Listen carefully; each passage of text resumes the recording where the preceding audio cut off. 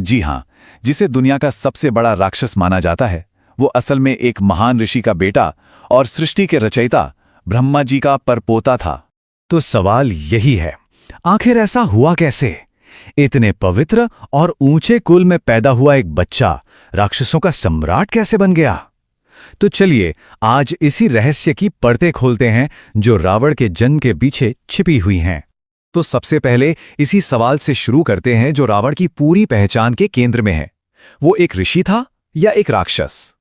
देखिए, रावण कोई मामूली राक्षस नहीं था, वो एक ब्रह्म राक्षस था।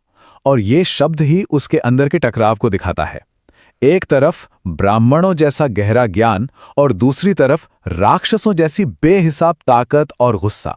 इस कॉन्फ्लिक्ट को समझने के लिए हमें उसके परिवार की दोनों साइड्स को देखना होगा। एक तरफ उसके पिता का वंश था, जहां से उसे ज्ञान और सृजन की विरासत मिली, और दूसरी तरफ उसकी मां का पक्ष, जहां से उसे मिली असीम शक्ति और विनाश की प्रवृत्ति। यही दो ताकतें थीं जो जिंदगी भर उसके अंदर लड़ती रहीं। तो अब इस पहेली के पहले हिस्से को सुलझाते हैं, उसका दिव्य वंश। ये जानना बहुत हैरान करने वाला है कि रावण का वंश सीधे सीधे सृष्टि के रचयिता ब्रह्मा जी से कैसे जुड़ा हुआ था। देखिए, रावण का जन्म किसी ऐरे गहरे परिवार में नहीं हुआ था। उसके पिता थे ऋषि विश्रवा, जो खुद ऋषि पुलस्त्य के पुत्र थे। और ऋषि पुलस्त्य कौन थे? वो ब्रह्मा जी के उन 10 मानस पुत्रों में से एक थे जिन्हें सृष्टि की रचना में मदद के लिए बनाया गया था। मतलब रावण सीधा सीधा ब्रह्मा जी का वंशज था। लेकिन अगर उसका वंश इतना पवित्र था तो वो राक्षस बना कैसे?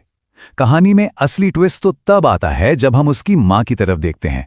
रावण का जन्म कोई इत्तेफाक नहीं था, बल्कि एक सोची समझी साजिश का नतीजा था।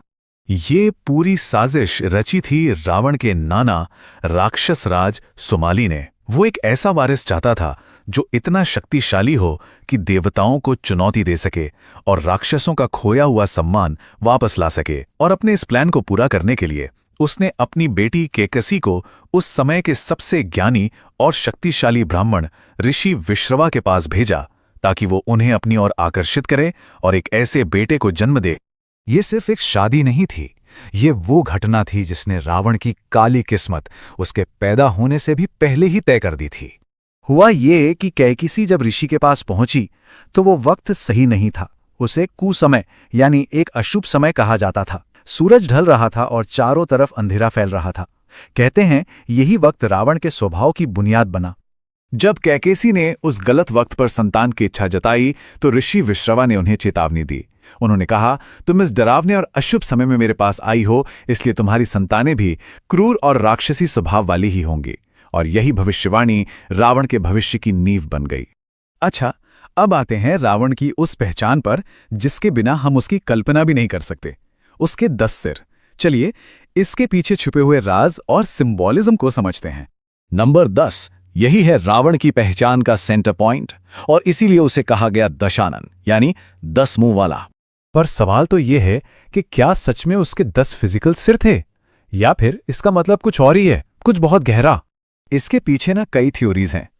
एक कहानी तो ये कहती है कि जन्म के समय उसके गले में 10 रत्नों की एक माला थी, जिसमें उसका एक चेहरा 10 बार नजर आता था। एक और गहरा मतलब यह है कि ये 10 सिर असल में काम, क्रोध, लोभ, मोह और अहंकार जैसी 10 बुराइयों के प्रतीक थे। और एक तीसरी बात यह भी कही जाती है कि उसकी बुद्धि इतनी तेज थी, उसका ज्ञान इतना विशाल था कि वो अकेला ही 10 विद्वानों के बराबर था। तो चलिए अब इस कहानी के सारे धागों को एक साथ जोड़ते हैं और देखते हैं कि रावण की कहानी से हमें सबसे बड़ी सीख क्या मिलती है। रावण की जो परवरिश थी वो उसे बहुत ही यूनिक बनाती है।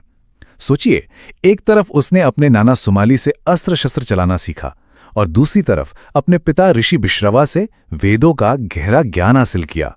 और इसी कॉम्बिनेशन ने उसे इतिहास के सबसे बड़े विद्वानों और सबसे ताकतवर योद्धाओं में से एक बना दिया।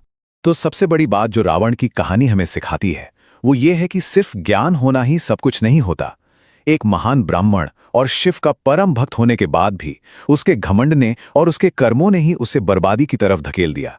दुनिया उसे उसके ज्ञान के लिए नहीं बल्कि उसके कर्मों के लिए याद रखती है। तो आखिर में ये सवाल हमारे सामने खड़ा होता है कि क्या किसी की नियति उसके जन्म से तय होती है या उसके चुने हुए रास्ते और उसके कर्मों से?